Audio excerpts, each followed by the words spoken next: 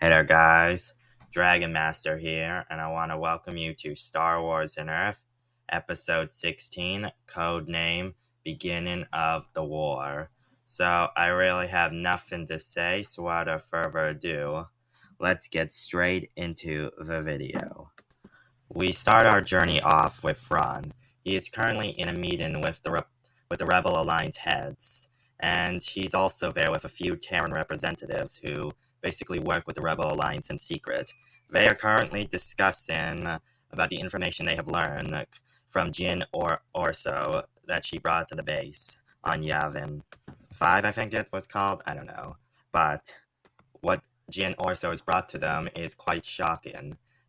Thrawn had heard about the Death Star, basically rumors about it, but he didn't actually think that it was real. And he was surprised that the Empire was able to construct a weapon that could basically destroy an entire planet.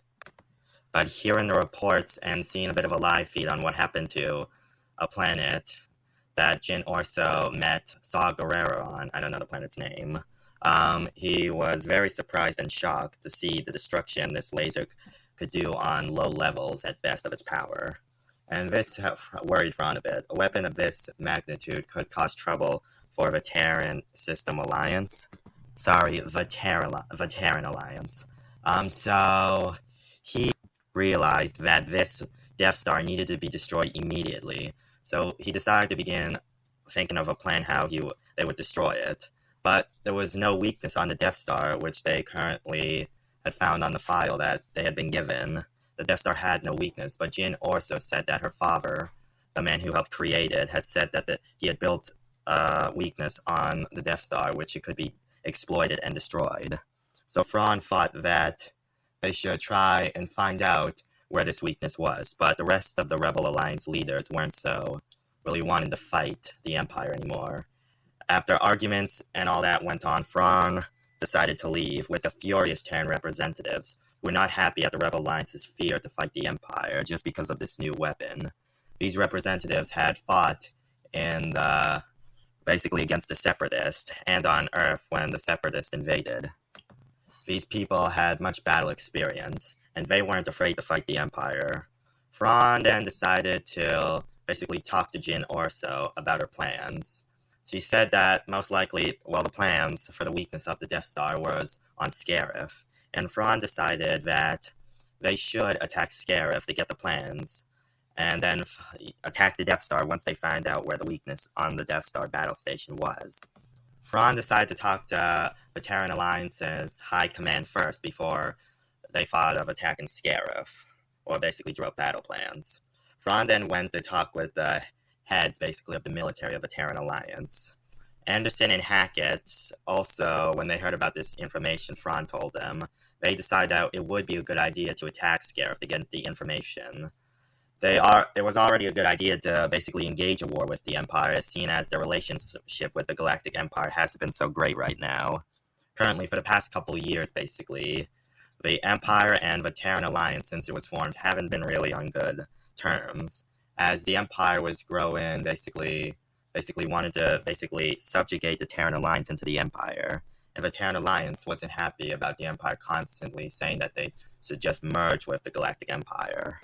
And there were small battle skirmishes on their borders, which they said were just incidents that the Empire said that their forces attacking the Terran Alliance were just by accident, but the Terrans didn't believe that. Thrawn decided that it would be good to do a basic strike. He suggested to Hackett and Anderson a big strike on the Empire's leadership before they attacked Scarif, or when they were attacking to initiate this plan. Hackett and Anderson decided to ask the Terran Alliance, basically Senate and Council, about what they should do. And the Council and Senate agreed that they should go to war with the Empire. Now that the Empire most likely, which they possibly knew that the Empire would most likely use this weapon on them. This was only confirmed later on when spies in the Empire told them that Palpatine planned on using this to basically the Death Star to subjugate the galaxy, and then he would take the Death Star to their own planets and threaten basically every one of the planets they go to either join up with them or be destroyed. Then after the Death Star would leave the planet, the Imperial fleet, the Star Destroyers would move in and blockade the planet. All military soldiers would be forced to join the Empire stormtroopers, and anyone who served in the Terran Alliance Navy, would be executed, as Palpatine wouldn't trust them. He would trust that he could manipulate the soldiers into joining and believing in the Empire. So with this in tow, Thrawn divided his plan. He decided to contact the Assassin's Guild. This Assassin Guild was an entire species known as the Drell. I think that's what they're called. The Drell is a unique species. This species has its own problems. When it was basically discovered 2 years before basically the events of now by Thrawn. He landed on their planet, hoping to see if the planet was habitable. It was a quite deserty and rocky planet, but he found a small population known as the Drell, which Thrawn classified them for their names.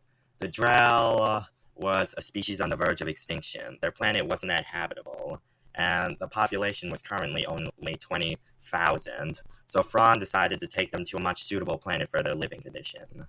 He found a suitable, more aquatic world that would match, basically, some of their living standards and help them. And then he discovered a second species known as the Hanar. The Hanar were basically, their planet was close to the aquatic planet that Thrawn had chosen for the Drell. And Thrawn decided that the Drell and the Hanar should live together, since the Hanar had no problem with other alien species living with them. Unlike some of the other races like the Krogan, who were a bit more, well, really weren't that friendly when people decided to head to their home planet. It was decided 10,000 of the Drell would head to the other aquatic planet to basically try and rebuild their population on their new homeworld, while the other 10,000 would go to live with the Hanar in this unique alliance. Thrawn took note that the Hanar were quite well with telepathic, like the Asari. He took note of that. Not as strong as the Asari's telepath, but they were quite skilled in it. So he saw some use in them with therapy or just talking with people. As for the Drell, they were quite skilled in assassin. Thrawn decided to basically help the Drell on the other world, not on the Hanar's homeworld, to help them build up their own economy. Since they were skilled in assassination, he helped them create the Assassination Guild, which specialized in the other side of the galaxy, dealing with targets for, let's say, the Hutts or the Empire sometimes. But secretly, they worked against the Empire, killing any high-value targets on Imperial worlds, such as High Commanders or Imperial Admirals or heads of Star Destroyer fleets. Thrawn's plan was pretty simple. He would use the Drell assassins to take out high Imperial targets across the Empire, such as basically admirals or people who could basically get closest to Scarif with their fleet. With this, the fleet would be in chaos with their admiral dead. Then he would have the Terran fleets, namely the 4th and 5th fleet, would attack the Empire near their border, basically. The Imperial worlds across from their border. Well, basically, the 4th fleet would attack while the 5th fleet would basically raid the worlds. Garrus's forces would engage the Empire Imperial forces, while Rex's forces would attack the planet below and raid anything valuable, or kill any high targets, basically. Well, as for Hackett and Anderson, they would guard the borders and make sure that no Imperial forces invaded. As for Thrawn in the 3rd Fleet, he would personally attack Scarif, along with basically Jyn Orso, who had told Thrawn that she was heading there, and she asked if Thrawn would be coming later on, and Thrawn said that they would arrive basically as soon as they could come. Basically, with the 3rd Fleet at Yavin, they decided to be prepared and not tell the Rebel Alliance heads, who the Terran representatives, along with the Terran soldiers, were not happy to hear about the Rebel Alliance heads not wanting to fight. Thrawn entered his shuttle, and they headed for Thrawn's capital ship.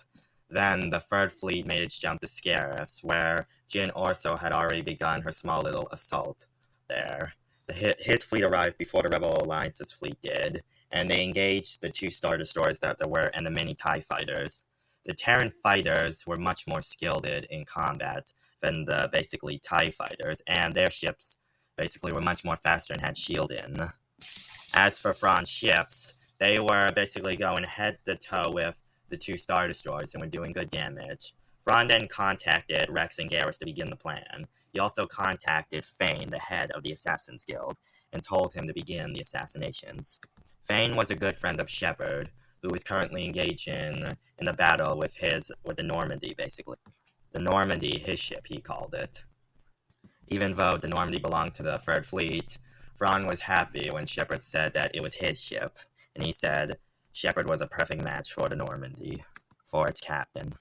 So plans began, and Garrus and Rex surprised the Imperial forces who were not expecting this, causing them to do massive damage in their first battle on the First World. Garrus basically was able to outsmart the few Imperial Star Destroyers and take them down quickly, while Rex's forces quickly made their way down to the planet and began raiding basically the Imperial strongholds or any Imperial stores, basically, or stashes, taking basically everything. And they immediately moved on after they took all of the Imperial, basically, items or anything of worth, and then moved on. As for Thane, his assassin guild began doing their work. Any assassin members who were currently doing a job for the Empire immediately turned on their, basically, employers and began killing high-ranking Imperials across the Empire. This chaos was perfect. With this sudden urge of chaos, no Imperial fleet could basically aid the reports they were receiving on Scarif. The Rebel Alliance leaders were surprised to hear about what the Terrans were doing. And then an announcement went across basically all channels. It was the Terran Alliance. They had publicly announced what the Death Star was, and then said they were declaring war against the Empire. People across the galaxy were not surprised. Many had expected a war to happen between these two factions sooner or later. They just were surprised to hear about the Death Star and about what its purposes were, including the Senate, who Palpatine was personally dissolving currently. Palpatine was furious, and then he ordered Vader to head to Scarif immediately. The Rebel Alliance also heard what the Terrans were doing on Scarif, and immediately decided to help out. Bail Organa and Mon Mothma sent out ships. So the ships would arrive as they would in Rogue One, but they would see that half of the TIE fighters had been destroyed, while the two Star Destroyers were taking a beatdown and were currently being destroyed themselves. They decided to aid and help in this and began attacking the Star Destroyers, allowing Thrawn's Third Fleet to engage the shield that was currently shielding the world. Thrawn decided to concentrate all of his ship's fire on the ring, basically, that was generating the shield. After numerous shots and high-end missiles being launched at the station, eventually it was destroyed, allowing the shield to go down. Thrawn then began sending small forces to pick up any rebel survivors, also to raid, basically, the Citadel there. Yeah, I call it the Citadel. So, the Terran forces would quickly go down, with Shepard leading them. These were special Terran forces, along with Krogan. They began charging and battling what remained of any Imperial forces there. The Krogan took the brunt of the attack, smashing through the Imperial soldiers. They picked up a few survivors, but most of Rogue One was dead. There were only a few surviving soldiers. Eventually, they made their way into the ginormous tower. Thrawn had received word that Vader was on his way, along with the Death Star, and he immediately understood they had to get out of there.